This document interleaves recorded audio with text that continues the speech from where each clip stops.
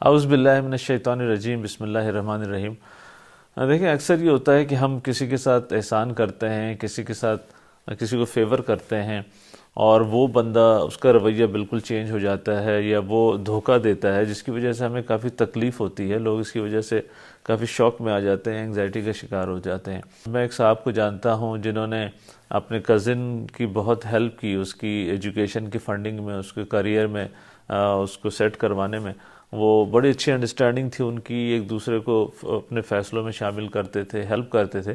لیکن اس کے بعد وہ جو کزن تھا، اس کی شادی ہو گئی۔ اس کی جو وائف تھیں وہ ڈفرینٹ سوچ کی تھیں۔ ان لوگوں نے اپنے انڈیپینڈنٹ فیصلے کرنے شروع کر دیے، انہوں نے اپنی لائف کو تھوڑا سا ڈیٹیچ کر لیا ان سے، جبکہ جنہوں نے ہیلپ کی تھی، ان کی ایکسپیکٹیشن تھی کہ شادی کے بعد بھی شاید اسی قسم کے تعلقات رہیں گے، ڈیسیجن میکنگ میں اسی قسم کا ان کو کانفیڈنس میں لیں گے وہ، لیکن ایسا نہیں ہوا۔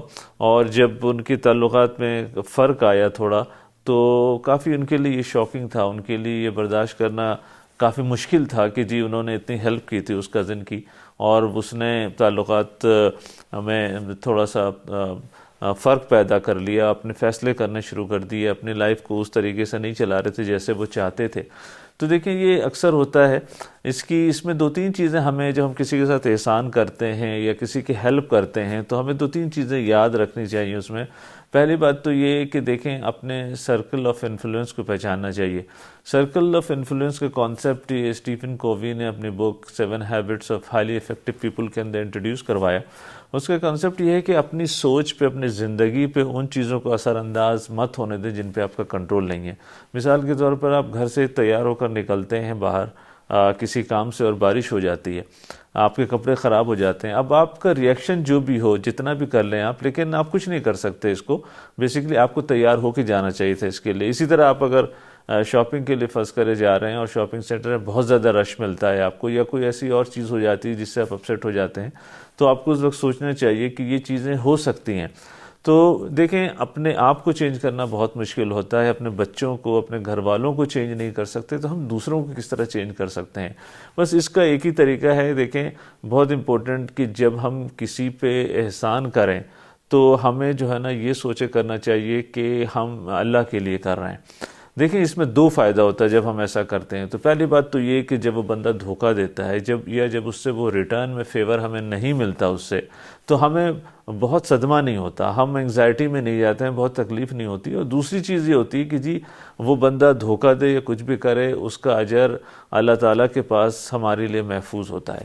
اس کے برعکس، اگر ہم اس بندے سے فیور ایکسپیکٹ کرتے ہیں، اس سے ہم ریٹرن فیور کی ایکسپیکٹیشن رکھتے ہیں، تو اس میں بالکل الٹ نتیجہ ہوتا ہے۔ پہلی بات تو ہمیں جب وہ دھوکہ دیتا ہے یا جب اپنا ایٹیچیوڈ یا بیہیویئر چینج کرتا ہے، تو ہمارے لیے بہت شاکنگ ہوتا ہے، ہمیں اس کو برداشت کرنا یا بھولنا بہت مشکل ہوتا ہے۔ اور دوسرے یہ کہ اللہ تعالیٰ کے پاس ہمارے لیے اس کا کوئی اجر نہیں ہوتا، بلکہ اس لیے کہ ہم نے تو اس بندے سے ٹریٹ کیا تھا، اور اسی لیے۔ اور پھر اس کے بعد یہ ہوتا ہے کہ اس کے ریئیکشن میں ہم لوگوں سے شکایتیں کرتے ہیں، بتاتے ہیں کہ جی ہم نے ان کے ساتھ اتنا فیور کیا تھا، ہم نے ان کی اتنی مدد کی تھی، اینڈ ان ریٹرن انہوں نے ہمارے ساتھ یہ کیا ہے۔ یہ اگین ایک بری چیز ہوتی ہے۔ فردر نیگیٹیوٹی آپ انوائٹ کرتے ہیں اپنی لائف کے اندر، اپنے آپ کو انگزائٹی کا شکار کر رہے ہوتے ہیں۔ اور دوسری بات دیکھیں، سورہ بقرہ کی آیت نمبر 264 میں اللہ رب العزت فرماتا ہے کہ اپنے صدقات کو، اپنے اچھے کاموں کو احسان جتلا کر یا تکلیف پہنچا کر ضائع مت کرو۔ اور دوسری چیز، بہت امپورٹنٹ چیز اس میں یہ ہے کہ دیکھیں، آپ جتنی جلدی ایسے لوگوں کو معاف کریں گے، وہ اپنے لیے ہی بہتر ہوگا۔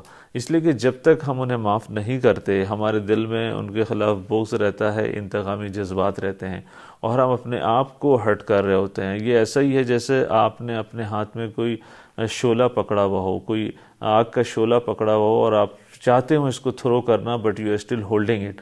تو جب تک آپ اسے پکڑ کر رکھتے ہیں، آپ اپنے آپ کو تکلیف دے رہے ہوتے ہیں۔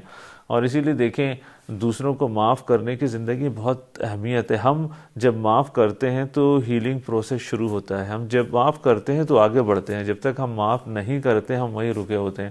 اور اسی لیے اللہ رب العزت سورہ آل عمران کی آیت نمبر 134 میں جو جنتیوں کی نشانیاں بتا رہا ہوتا ہے، اس میں ایک نشانی ہے کہ یہ لوگ دوسروں کو معاف کرتے ہیں، والعافین عن الناس۔